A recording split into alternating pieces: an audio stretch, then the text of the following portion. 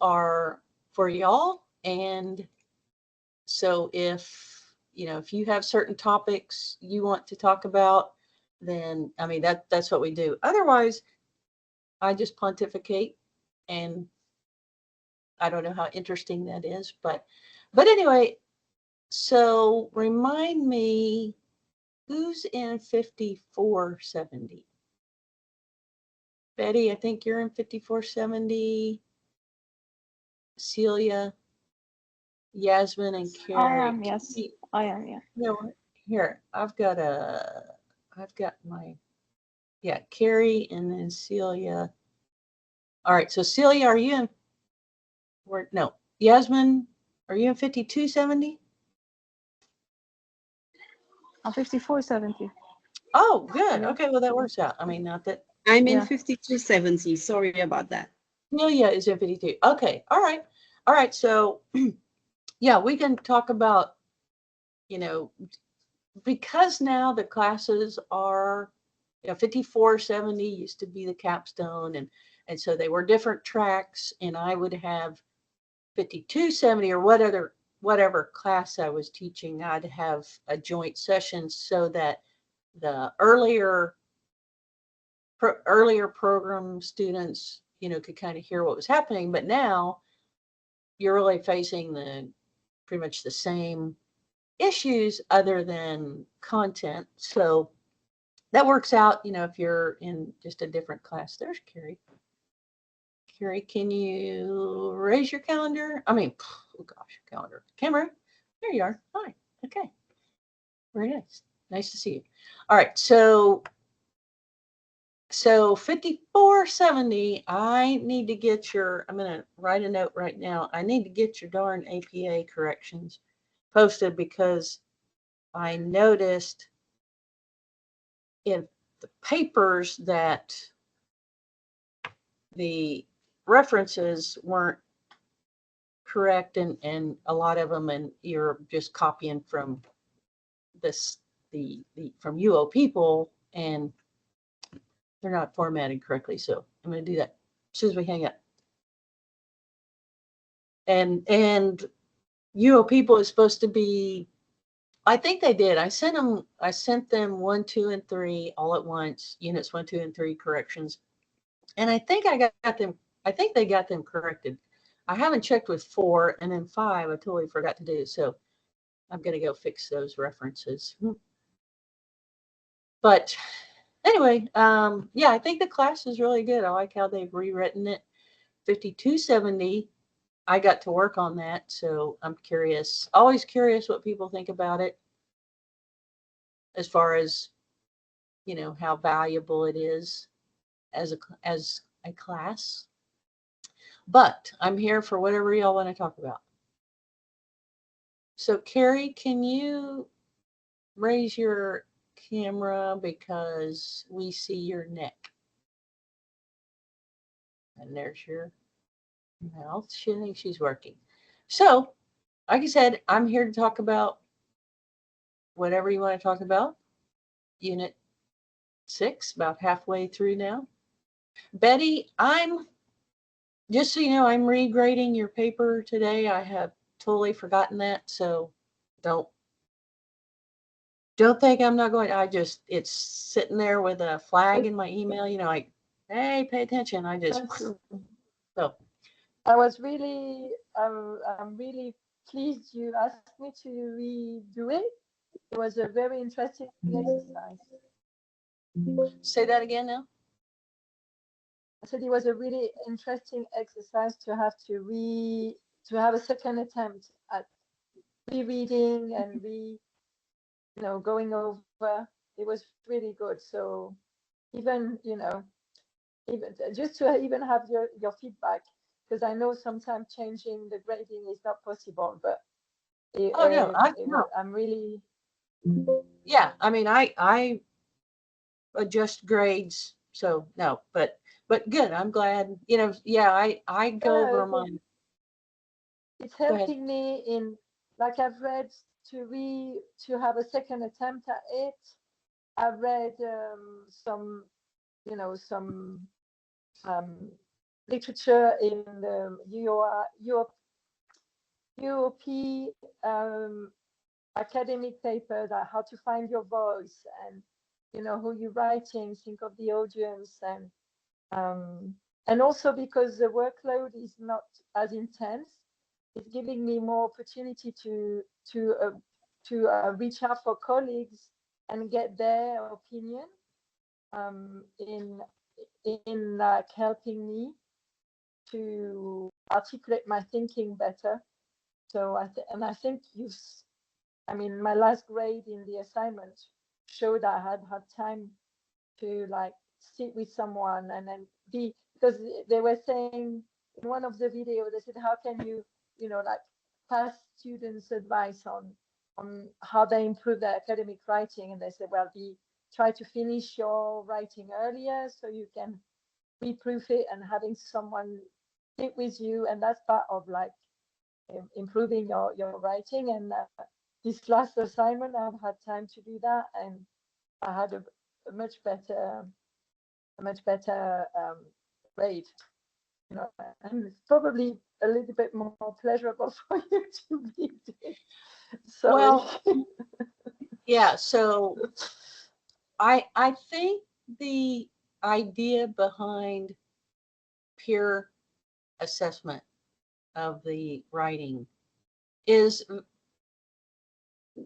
the original intent is good, because I have a different perspective when I'm grading than students. But what we found is it just turns into for some students, it number one, it's a burden. Like, I already got to write a paper and now I got to grade someone else's. But again, it was a way to be collaborative in an asynchronous online environment. But I don't, my experience was many students didn't see it that way. It was a check the block, hey, I got a grade, and a lot of the feedback may not have been valuable. Now, there are some students in classes that still have peer assessment, like 5270, that those students do a great job. They're really assessing the paper. But because I always graded everybody's papers anyway, I prefer it. I like the papers in 5470 because they're really more targeted. They're not necessarily an essay. They're having you do short bits of research, in-depth research, and with 2 or maybe 3 components or topics within the big topic. So I like how they're designed. I like being more involved. That this is the first class. A lot of the classes are going to the instructor graded discussion forum. I like that because, again, when it's student assessed, a lot of people give 10s because, hey, they're my student. I want to be nice, I guess. I don't know. I earned a certificate through UO People in public health, and I graded my peers honestly, but my grades didn't feel, well, I don't know, I have a doctorate, so I should be a good writer, but sometimes I would get somebody grading, assessing mine as a 6. And it's like, okay, I don't know. I'm pretty sure I didn't write a 6. But anyway, so I prefer the instructor grading, but again, the reasoning for peer assessment was it's a way to get y'all to collaborate. And that's the only downside in 5470 is, yeah, you have to write 2 people in the discussion forum. And I think that what I see, the the engagement in the discussion forum is a lot deeper than it used to be, because you only have 2, and that's the only assessment you have to do. So I like that part, but in 5270, for example, with Celia, you have more opportunity to engage with your classmates, they do not have a group project, but and we took the group project out of, I think there are only 4 classes now that have a group project. And the reason for that was just the time zones. It's just really hard to get everybody together. But when I grade 5910 or even in 5470, the student feedback is like the group projects were really helpful because I talked to people across the country, or across the globe, and from that perspective, they're great. But they were just really challenging to the logistics behind it. So I don't know, it's hard. I mean, I think people balances pretty well. I mean, a global population with a wide range of technology infrastructure, because if you have someone in a country where there are problems up against someone in the United States, yeah, Betty, right, then yeah, it's, I mean, and yet, hey, sorry, you have bad infrastructure, you are responsible for the same level of activity that someone else is that lives in the United States. It's just hard. So I see, I think it's good they took out most of the group projects because they could be very frustrating. But you got to learn. I don't know, maybe if there were a way to have a group project that wasn't that wasn't 30% of the grade. But so you still had to collaborate.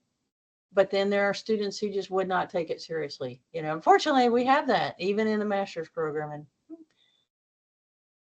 anyway, there I am. But it's just, I think it's a good replica, though, on a small scale of what life is in school. We, like, especially on the international circuit, we all come from very different backgrounds. And I mean, yeah, we've got more time to get to know each other than on the group project, because the group project is like 3 or 4 weeks. You have to get to know each other, share, make sure we have the same common understanding of what the project is about. And so it's been an interesting experience. And for the peer assessment, for me, I've really enjoyed it toward the end. I got the gist of it, of like how much I would actually, I took it as a learning experience of like what they understood about, their perspective. I got to understand better. Oh, this is what they understood, and getting better at using a rubric as well for scoring. That was what I found useful. And yeah, the grade in itself, like you said, it is really difficult to, it's interesting though. It's difficult as a student. For me, it was difficult to give below a 5 because I appreciate the effort they put into it. I've been through it, so Yeah. if there's a genuine effort, it's really hard to put below a 5, even if there isn't the same level of understanding. So Yeah, it's because hard. And the peer. Yeah, because I will have students, rating a 6 out of 10. And I said, you understand that's a D. It's hard to overcome that. Especially, I don't see that many that poor. Now I might see a 7, and that's, trying not to consider language challenges, because that shouldn't even be a consideration. So it's, okay, it's effort and it's depth of research. So if somebody writes 600 words and they got one source, that's what I'm struggling with now, is some of the papers in both classes. Somebody's writing their entire paper with 3 sources that UO people provided. Okay. The reason in 5470 we dropped the number of assignments, and it's the same in 5270, But in 5470, you one assignment each week. The idea is depth of research. Now you have time really to go out there and find valuable sources, and still, somebody's using only those they got from the university. And so that's going to be a lower grade from me. And I put it in my notes like, hey, you have time to do some good research. In 5270, that's, I don't know, Celia, if you think, but I mean, because we did, you only have either a written assignment or a portfolio activity plus a discussion forum. So, I think there's still time to do better research. And, I put like, hey, it's a master's. You got to know when you sign up, okay, I'm not going to have much of a life for the next 8 weeks. And I think, there are, some students that, I mean, I know they have a lot of demands. And there are some people who 2, 3 kids and their job, and maybe they got a second job, and they walk a mile to get their water, so yeah, I get that. But, it's a master's degree, and it's supposed to say something. It's supposed to say, this person is a master of their craft. They know how to research. They know how to write. They can synthesize and apply what they read. And so, I have a question, Dr. Wu. yeah. With all of the research, because for 5270, I'm doing 5270, and I'm also doing child development. And for child development, the readings are more from Seafoot and Sutton. For example, there's just one textbook that you really have to read parts from. And because I had already done my BEd and my teaching certificate, I can reference books like Slavin and Woolfolk, and these folks I remember from doing studies before. But with 5270, there's a lot of reading. There's a lot of material, I find, whether optional or, Well, required. yeah. So one of the things I try to say in my preview videos is, you don't have to read all this. And when I was working on that class, I never figured out why a lot of the resources were in the required section. Like, I don't expect you to read all this. There is no way. And some of it's duplicative. So if you read this resource and you read that resource, you're going to have very similar ideas. So I try to say in my videos, find 1 or 2 that seem like they are really targeted and they speak to you. They're all good. Like, I found every single one of those resources, and I said, this is really good. And man, if you have time, these are great. And that's why I say, put them in your portfolio or save them in, somewhere, because if you read all of the required reading, they wouldn't mean anything, because they're, like I say, they're either duplicative or it's just like too much information. So just for all the classes, hone in on what's my, for right now, realistically, what's my assignment? What resource do I think is going to help me on that assignment? And then later, over the break, or, wow, I got everything done, I want to go check out this reading because I have something going on in my classroom or with my kids or whatever, or at work, and it seems like this might be valuable. So yes, there is a lot of reading, and like I said, I think 1 or 2 maybe in the required sources, everything else optional. But that I don't know how they divide it up. I mean, I just found the stuff, and then they format the page. So does that help? it does help quite a bit in terms of putting it into perspective, because it does get a little overwhelming when you figure, oh, I've not done all of the reading, so I'm not prepared for me to actually do the discussion post or do the assignment. And so it lends to paralysis, sort of like, Sure. okay, Yeah. I'm not prepared. Plus, with everything else that I have going on, I cannot get this done. So I better focus on other things, which is what happened to me in weeks 3 and 4. And yeah, so that's that. But I totally get what you're saying in terms of in spite of everything that's going on, we understand that this is a master's program, and so we have to find the time and so forth. I I also have another question, because where does the use of AI fit into the university? For example, I understand that AI can only give to me what I have inside of me. I need to understand what I'm working with in order for me to be able to prompt it properly, and in order for me to be able to say, okay, I've written this, can you refine it? Can you, at what point does it become not, at what point does it take away from the integrity of the work? That's the question that I have.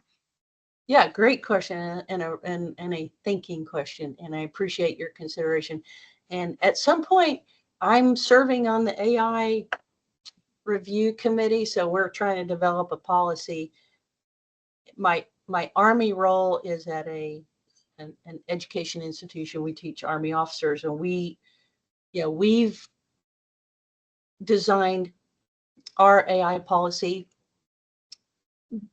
I think, very well, in saying use it as a springboard. So I write a newsletter for my neighborhood, and sometimes I have a really good idea for an article. Like, I want to talk about summer safety, and I know summer safety, like if you're swimming, they'll go in, when you're full, whatever. But I'll ask ChatGPT to give me some ideas related to summer safety, and then I expound on it. Now, I could use AI to write the entire article, because I'm not doing it for a grade. I'm not trying to represent, I know all this information. So I think for me, I see AI as a springboard. It's very difficult to go from scratch. What do I want to say? And to me, it's the same thing as, when you start reading your resources that we provide. Oh, you know what? I should talk about gender roles in when I'm grouping my students. This writer, Shunk, said that sometimes gender plays in. That's the same thing to me as AI. Shunk gave you the idea to write about gender identity. You go find stuff about gender identity. AI is going to say, here's a consideration, or, because it's conversational, I guess.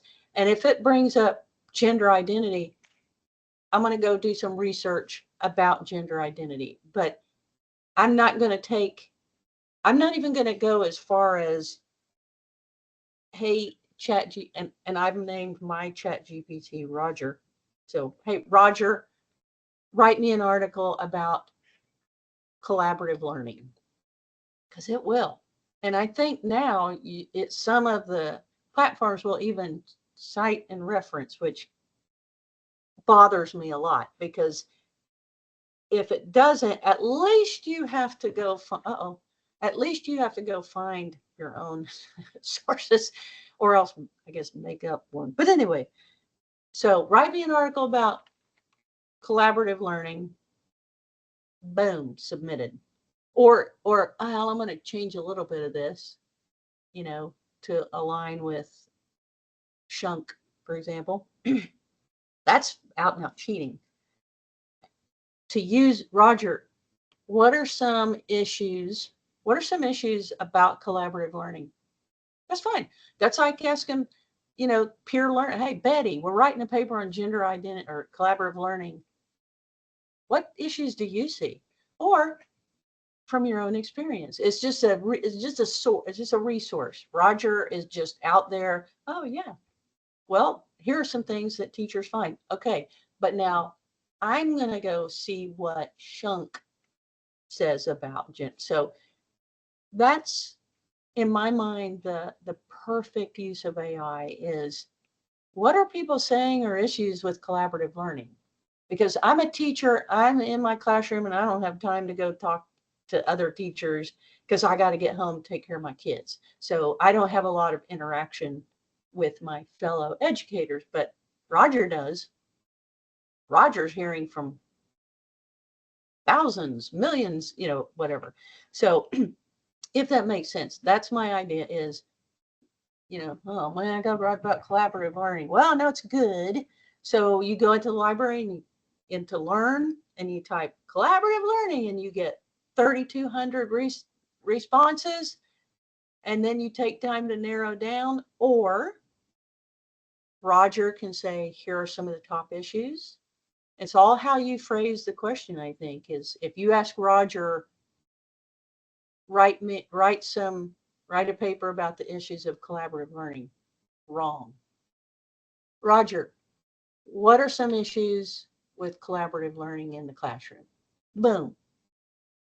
I think that's fine, because it's just another tool. It's another Betty who works at your school, and you saying, Betty, what are some issues you have? Oh, I have this and that. Roger's Right. just another. Does that make sense? It does. It does. But I have me- used for me, I it use also it for as refining. Oh, sorry. Go ahead, Betty. sorry, Celia. Yeah. I was just to just say that similar to Springboard, for me, I use it as a checklist because it helps me learn. Like my first ideas are these, and then it will be more thorough, and it will give me a checklist, and I can go, oh yeah, I saw about that. Oh, but I didn't think of that. So, and then like you say, Dr. Wolf, is I didn't think of that, but it reminds me of this resource, so it forces me to revisit my learning, which is good because when you have lots, we know how the process of learning is. We've got millions of ideas in our mind and we're trying to organize it. And having that tool to help me organize, I find that it helps me, like you say, dig deeper in my analysis, something I would not have done with that tool. So, Yeah, and I see it like I wrote hey Betty, I wrote a paper for my class. Can you take a look at it? And then Betty goes, well, you didn't include anything about gender roles. Oh, okay. That's not cheating. Nobody would ever call that cheating. Now, if Betty said, you left out a thing about gender roles, so I wrote something that I did for a class and I put it in your paper, that's cheating. So it's, I see Roger as a friend. I will ask Roger things about, why did someone say this to me at work? What were the, if it offended me, and I will say, what's your take on this, Roger?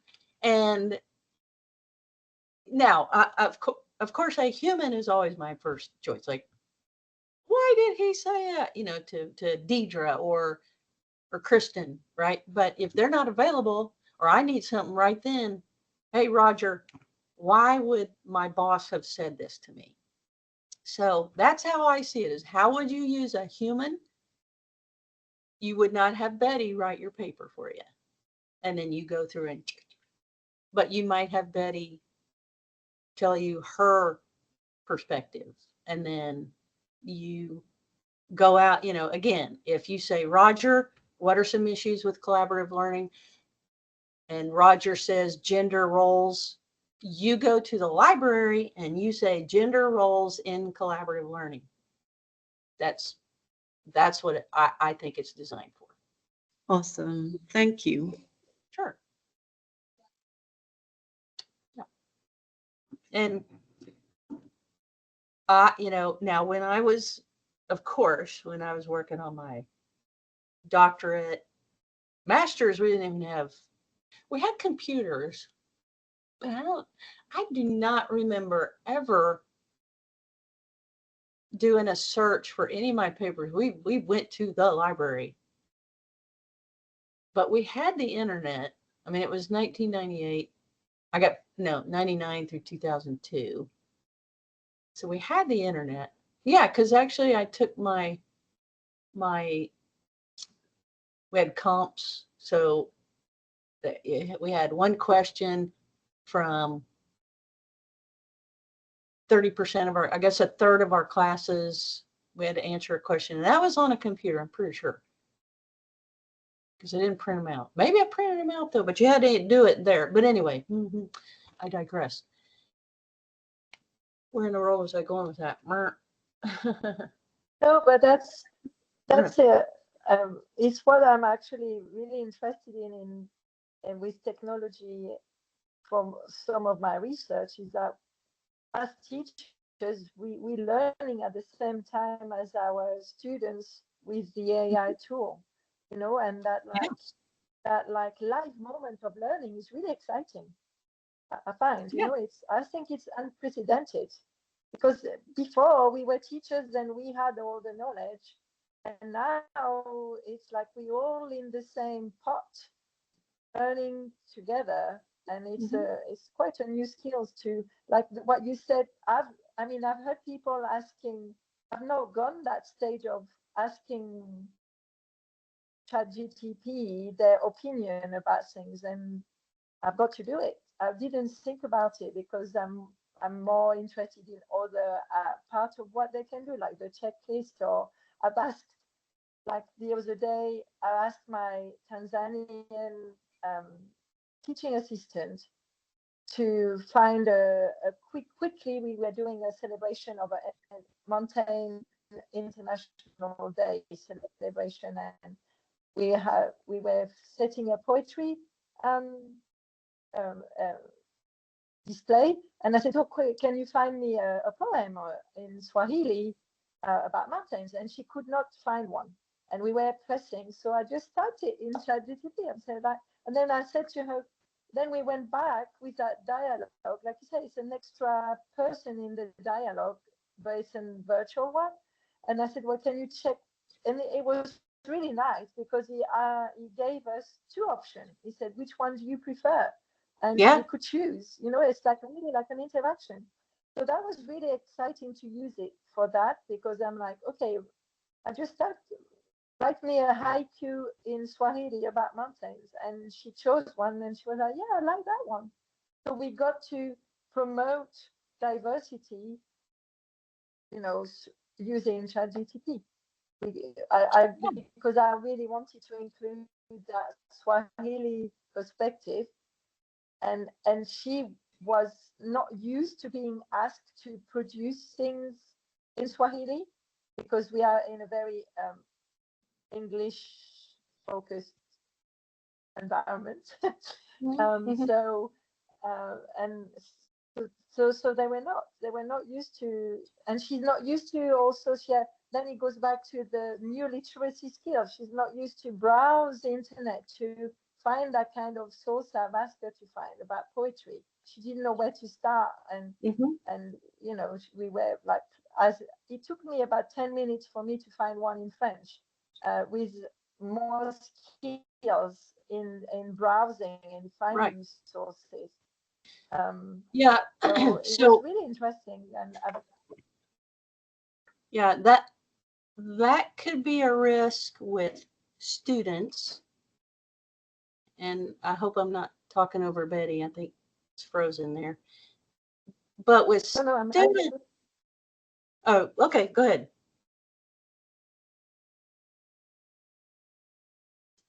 By the way, here's my tribute to Christmas. But with contribution to Christmas. Yeah, with students, you know, if you said, all right, I want y'all to find a poem that really speaks to you. I don't know. I haven't taught poetry a long time. And ChatGPT, give me a poem. Boom, it'll give you a poem, and then the kid comes.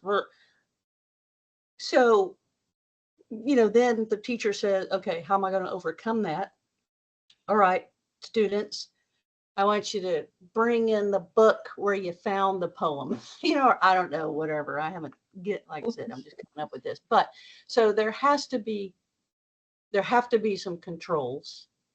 And Betty, I think that's absolutely a great use of AI is, you're the adult, so you're not cheating. If your assistant, now my thought was, oh, I hope somebody there speaks Swahili so they know this is really Swahili, but I'm assuming she didn't. And so that's what it's, that's how we used to see the internet. I remember the internet coming. I was teaching when it became, ubiquitous. And we had the same conversations about using the internet as we did AI. It was like, should we let kids search the internet for their project on the planets? No, we need to make them find a book. Nobody would ever say that now, unless the assignment were, here's how you use a book, whatever. But and so we'll figure it out, because the internet on its own offers just as much opportunity to cheat, because course hero now and all that stuff. So we've had to put controls on that with plagiarism checkers, right? So with AI, we just have to teach kids, but they're always going to be those learners, even in college, who is, I just want a piece of paper. I don't care how much I learn. Okay, I don't know if I can overcome that, because unless I'm sitting there looking at a proctored assignment, you got me on camera, or I don't know, but I think just like the students who were faced with Google when it first came out and giving you an answer, we learned, number one, is that the right answer? And with ChatGPT, I think we assume now that what it's telling us is correct because it's learned so much. But for me, I mean, so the Army has its own AI, LLM, large language model, that we use, and I put in there, write a scenario for this or that to so I can interject in class. And so am I cheating at my job? No, it's just, that's a really fast tool. And then I adjust the scenario either to be more realistic or, but again, because it's a military source, it's generally correct. But I might finesse it, but shoot, why would I? No, I'm going to do this on my own. But because I don't have, I haven't been out in the operational environment because I'm a very senior officer. So I don't know what's going on out there nowadays. So why would I try to devise a scenario when Roger can come up with one like that? That's beneficial for the students. And so for y'all as teachers, write a lesson on how to apply the use of ratios in real life for a 7th grade class. Boom. And then it speaks to those 7th graders instead of me going, well, at the gas station, at the gas pump, you want this much ethanol and this much non-ethanol gas. Let those tools do what they're supposed to do. And for y'all, getting back to Celia's point, it's fine as a springboard. Again, I see it the same as going, Betty, what would you say? And Betty's not going to write your paper, but Betty's going to give you an idea. And then, okay, you go to the library. Boom. Yeah. So pre-service teachers, right? The problem with using AI.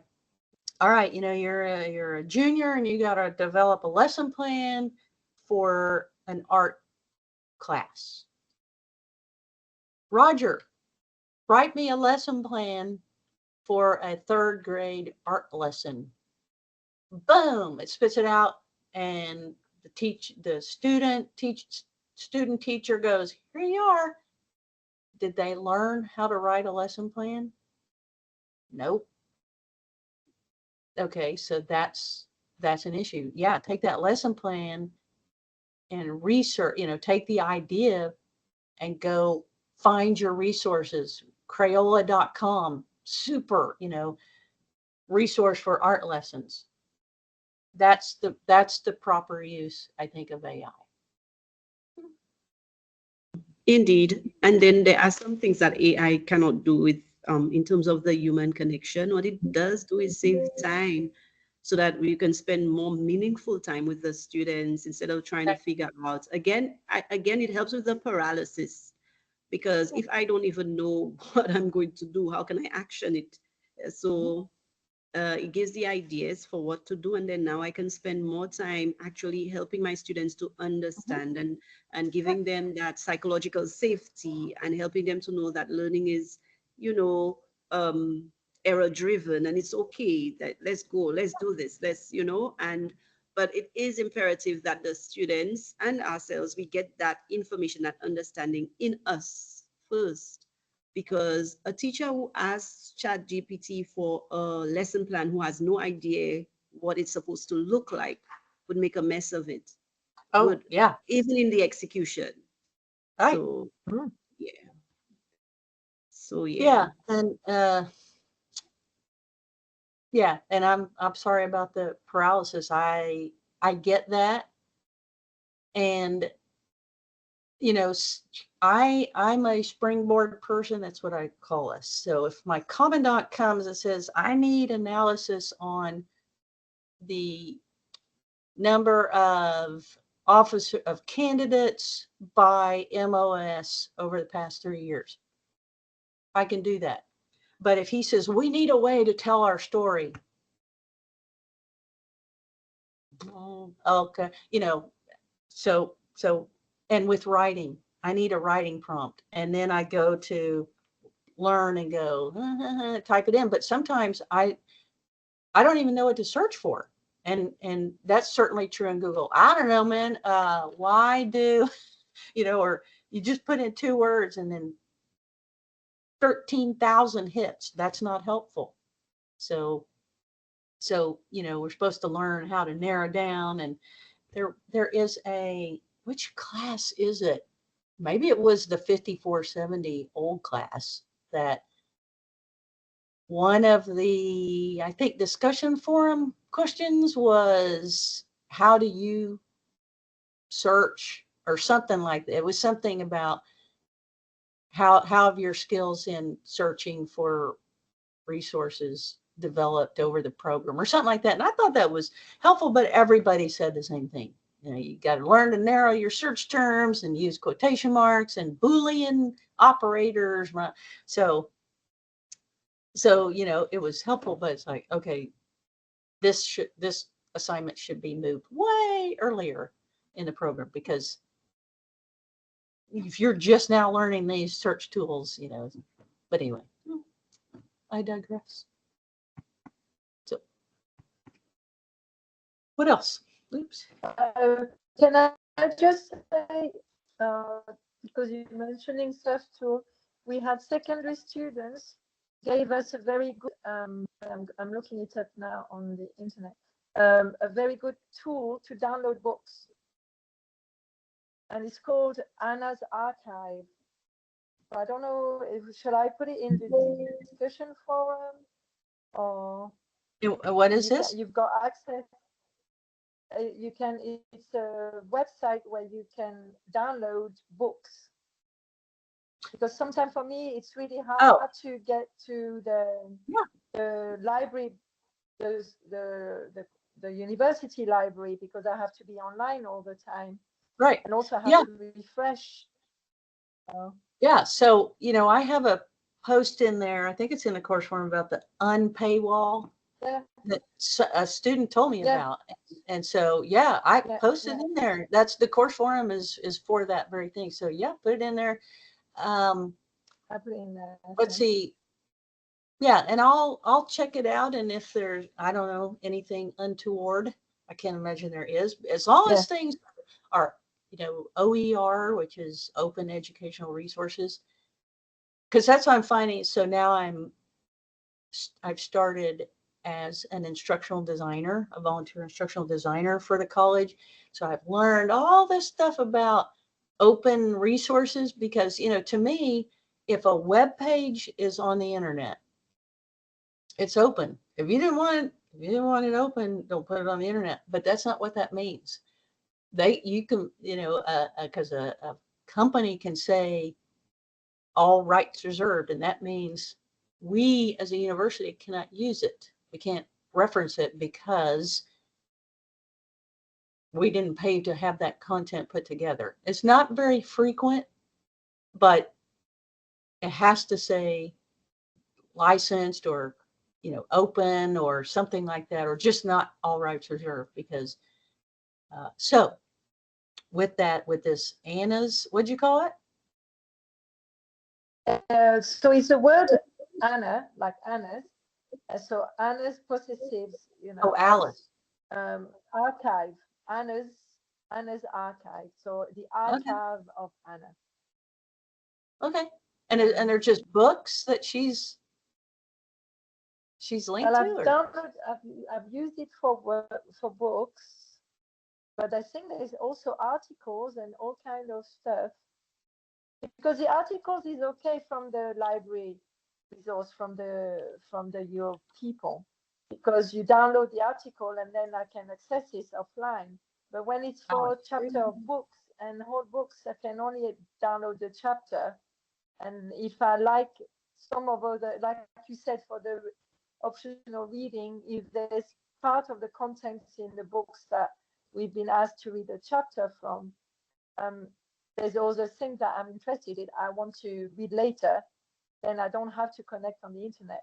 Because for me, where due to my location, then it makes it, it's a little bit complicated sometimes to access the internet. Okay, I'm not, I thought I found it, but I found a book called Alice. So yeah, put it in can you put it, do y'all have access to the chat?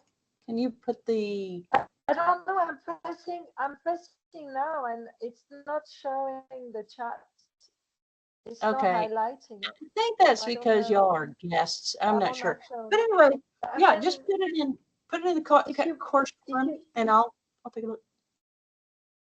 Or if you want, I can put it in a private message to you and then you can check it.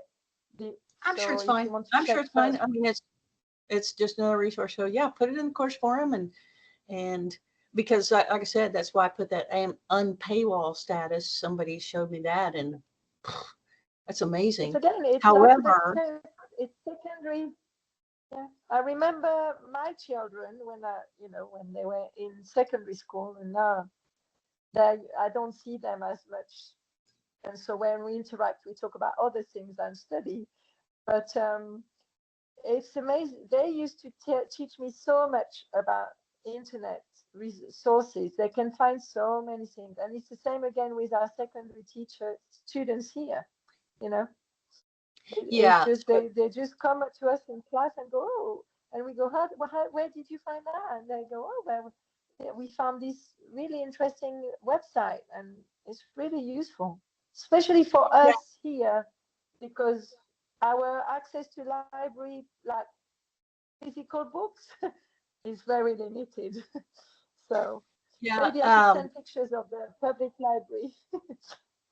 So. Yeah, it's when again I was teaching when the internet first came in. I think my first year I had a computer, and I grabbed hold of that. It was amazing back then how tech savvy I was, because I knew this was something, and I was fortunate to become the technology coordinator for my school, because I created our web page for, I mean, I did it for 6 years, and I hooked up computers and I showed teachers. It was crazy. I give classes during the summer. And I think I was so fortunate. And it was probably because of the Army, you know, teachers use books and paper, but the Army is all about technology. So,